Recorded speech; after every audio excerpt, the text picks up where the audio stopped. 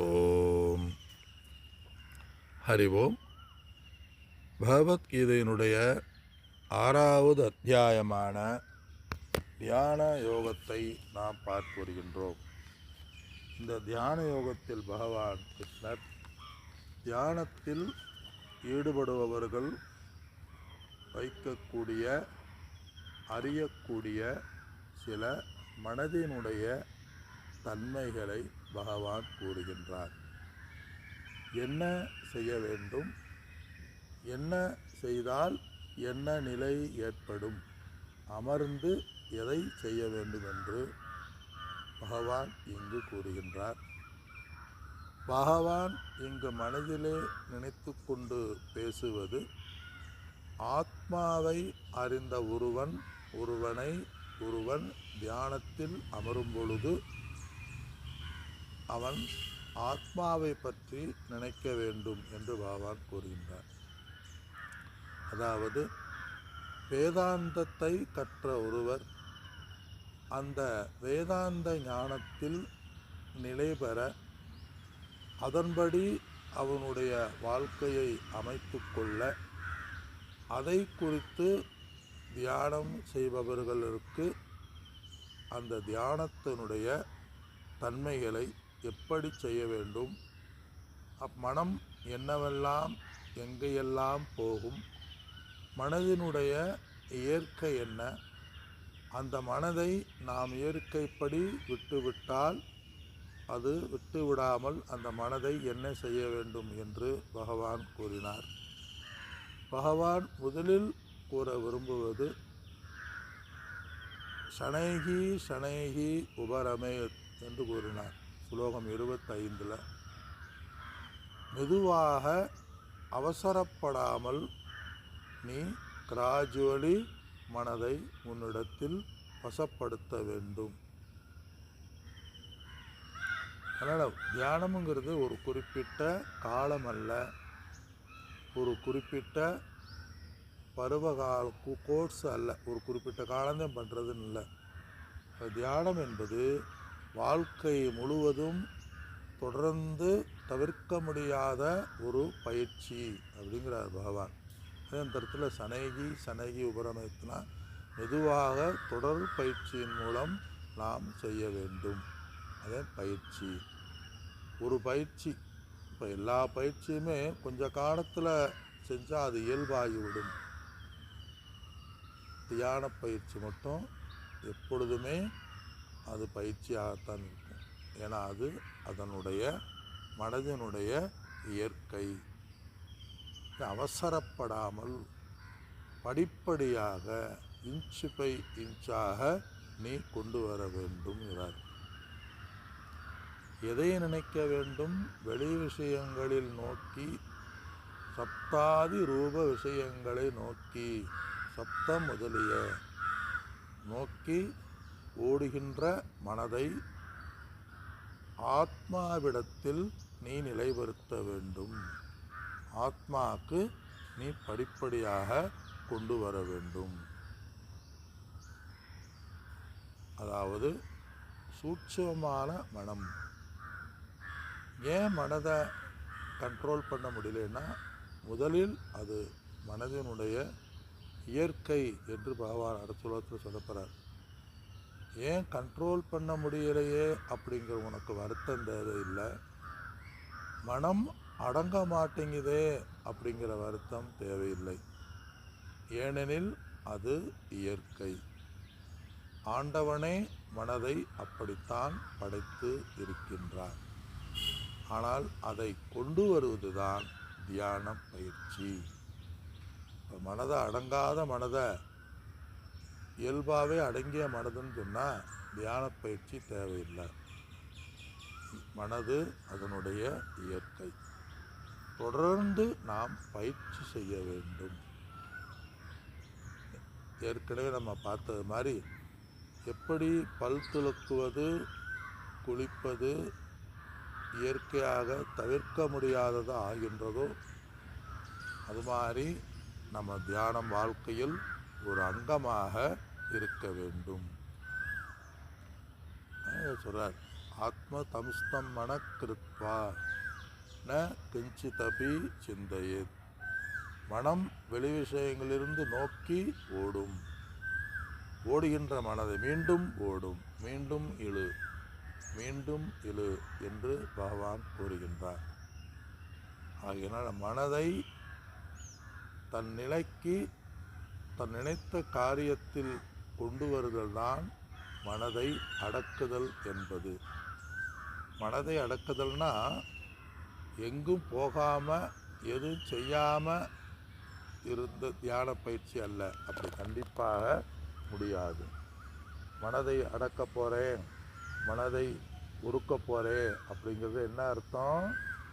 ஓடுகின்ற நீரை எப்படி நமக்கு பயன்படுத்துவது போல பாதையை மாற்றி நாம் பயன்படுத்துகின்றோமோ, அது பாசனத்துக்கு பயன்படுத்துகின்றோமோ, அது மாதிரி ஓடுகின்ற தண்ணி ஓடிட்டு ஆற்றுல ஓடுகின்ற ஆற்றை நான் ஓடாமல் அணைக்கட்ட போகிறேன் அப்படின்னா என்ன ஆகும்? அது பீறிக்கொண்டு அணைக்கட்டிலிருந்து பீறிக்கொண்டு போகும். என்றைக்கு நம்ம அகில பாரத தன்னியாச சங்கத்தில் அட்சய தீதியில் நீரை எல்லாம் வழங்கணும், நீர் தான் நமக்கு முக்கியம்னு சொல்லி ஒரு சங்கல்பம் பண்ணோம். அதனால் இப்போ எங்கே பார்த்தாலும் நீராகத்தே இருக்குது, தண்ணியாகத்தே ஓடிட்டு இருக்கு. நொய்யலில் பயங்கரமான வெள்ளம், வைகையில் வெள்ளம், குற்றாலத்தில் வெள்ளம், தாமிரபரணியில் வெள்ளம், எல்லா இடத்துலையும் கரைபுரண்டு ஓடுகின்றது. அந்த சங்கல்பம் அது மாதிரி இந்த இடத்துல செய்ய வேண்டிய காரியங்களை பிரதிபலன் இல்லாமல் நம்ம சங்கல்பம் செய்தால் கண்டிப்பாக நாம் பலனை அடைய வேண்டும், செய்துதான் ஆக வேண்டும். அதனால் இந்த இடத்துல பகவான் என்ன சொல்கிறாரு? தியான பயிற்சியில் உயர்ந்த நிலை என்பது ஆத்மாவிடம் பொருத்துவதில்தான் உயர்ந்த நிலை. மனதை லயம், மனம் சொல்லுவாங்கள்ல, அது மாதிரி இந்த மனதை ஆத்மாவில் லயமாக செய்வது. எல்லாமே மற்றதெல்லாம் வெறும் பொய் என்று நினைத்து, எல்லாம் உண்மை என்று நினைத்து, ஆத்மாதான் உண்மை என்று நினைத்து மனம் ஆத்மாவில் லயமடச் செய்தல்.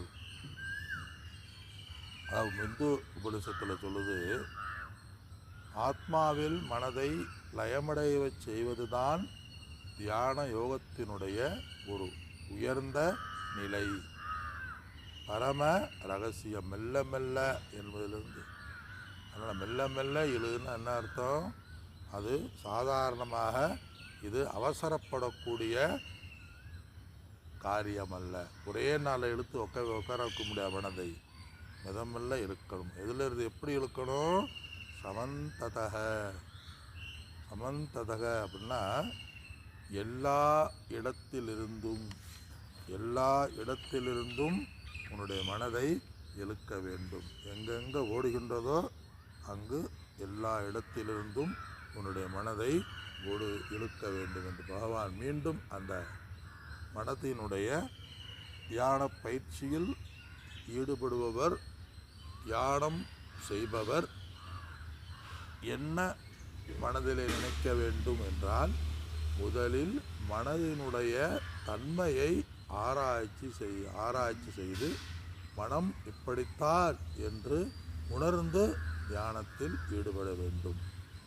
தியானம்னாலே மனதை கொண்டு செய்யக்கூடிய ஒரு விதமான சாதனை. மனதை கொண்டு செய்ய வேண்டிய ஒரு விதமான சாதனையிலிருந்து நம்ம மனம் என்ன செய்யணும்? மனதை 2 வகையாக நாம் மனதினுடைய இயல்பை புரிந்து கொள்ள வேண்டும். ஒருத்தரோடு நம்ம பழகும்போது அவருடைய இயற்கையான குணங்களை நாம் புரிந்து கொண்டால் அந்த குணத்துக்கு தகுந்த மாதிரி நம்ம பழகினா பிரச்சனை இல்லை. ஆனால் என்ன தவறு இங்கு நடக்கிறது? அவரிடம் இல்லாத குணத்தை நாம் ஏற்றிக்கொண்டு அவரிடம் மனிதனிடமோ பொருளினிடமோ பழகும் பொழுது நமக்கு பிரச்சனை, கோபம் வருகின்றது. அவரவர்களுக்கென்று ஒவ்வொரு குணம் இருக்கும்.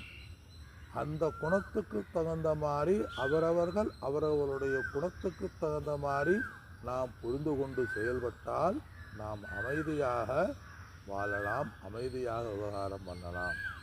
ஆனால் நாம் குணத்தில் நம்முடைய குணத்தை பழக்கத்தை வைத்து கொண்டு இதுதான் இப்படித்தான் என்று நாம் குணத்தில் முடிவெடுத்து அதை மற்றவர்களிடம் இல்லாத குணத்தின் மீது மற்றவர்களை ஏற்றிக்கொண்டு பழகினால் அது பிரச்சனையாக வரும். பிரச்சனைக்கு முக்கிய காரணமே ஒருவரிடம் இல்லாத முடியாத குணத்தை நாம் முடிக்க வேண்டும் நாம் ஏற்றிக்கொண்டு அவரிடம் எதிர்பார்த்து பழகுவதுதான் இந்த மன சங்கடத்துக்கும் மன பிரச்சனைக்கும் காரணம்.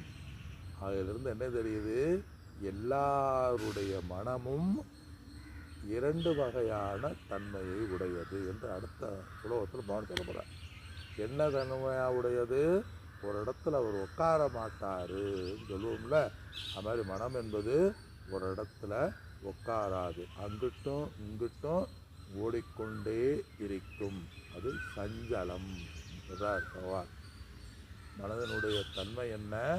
சஞ்சலப்படக்கூடியது. மனிதனுடைய தன்மை என்ன? சஞ்சலப்படக்கூடியவன். மனம்தான வாழ்க்கை. ஒரு மனிதனை பார்க்கும் பொழுது உள்ளதை உள்ளபடி பார்க்க வேண்டும். மனிதனை உடலாக ஸ்தூல உடலாக கொள்ளாமல் சூட்சும உடலான மனதை நாம் பார்க்க வேண்டும். நம்ம எப்பயுமே மனதை கட்டுப்படுத்தாததுக்கு முக்கிய காரணம் என்னன்னா, மனம் சூட்சுமமானது, கண்ணுக்கு தெரியாதது. கண்ணுக்கு தெரியாத ஒரு மனதை எப்படி நம்ம ஐடென்டிஃபை பண்ண முடியும்?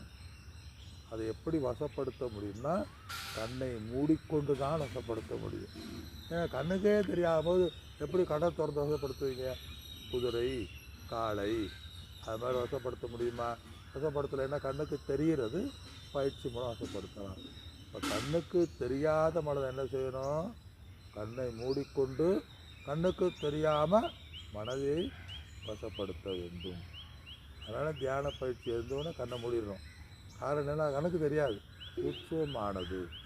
சூட்சுமமானதால் அது இயற்கையாகவே சஞ்சலமானது. அங்கிட்ட இங்கிட்ட ஓடுறது, இங்கும் அங்கும் ஓடிக்கொண்டு இருப்பது. இரண்டாவது என்ன? அது சஞ்சலமாக இருக்கிற மாதிரில அஸ்திரம், ஸ்திரமற்றது. ஸ்திரமஸ்தனா சத்தாதி விஷயங்களை நோக்கி எப்பொழுதுமே ஆறு போல ஓடிக்கொண்டு இருப்பது. ஆற்றினுடைய முடிவு நிலை என்ன? கடலிலே கலந்தால் ஓடாது. அது மாதிரி இந்த மனமானது ஓடிக்கொண்டு இருக்கின்ற மனதை திசை திருப்பி எங்கு செல்ல வேண்டும்? ஆத்மா என்கின்ற சாகரத்தில் தியான யோகத்தில் திருப்ப வேண்டும். அதனால் மனம் ஓடாமல் செய்ய போகிறேன் அப்படின்னா என்ன அர்த்தம்? மனதை சஞ்சலம் இல்லாமல் நான் செய்ய போகின்றேன், மனதை அடக்கப் போகின்றேன் என்றால் என்ன அர்த்தம்? கடலில் அலைகளே இல்லாமல் செய்ய போகின்றேன் என்று முயற்சி செய்வது போல, நெருப்பை சூடே இல்லாமல் செய்ய போகின்றேன் என்று முயற்சி செய்வது போல, காற்றை கையில் பிடிக்கப் போகின்றேன் என்று முயற்சி செய்வது போல, மனதை ஒருபொழுதும் யாராலும் அடக்க முடியாது. என்ன செய்யலாம்? மனதை நம் வசத்தில் ஓடுவது மாதிரி, நம் விஷயத்தில் அலைவது மாதிரி மனதை பயிற்சி செய்யலாம். அதுதான் தியான பயிற்சி என்பது. மீதியை நாம் அடுத்த வகுப்பில் சிந்திப்போம். அனைவருக்கும் என்னுடைய வணக்கங்கள். ராமானந்த மகாராஜுக்கு நமஸ்காரம். ஹரி ஓம். ஓம் நமோ பகவதே ராமகிருஷ்ணாய நமः. சாமி சொன்ன மாதிரி மனம்ங்கிறது நம்ம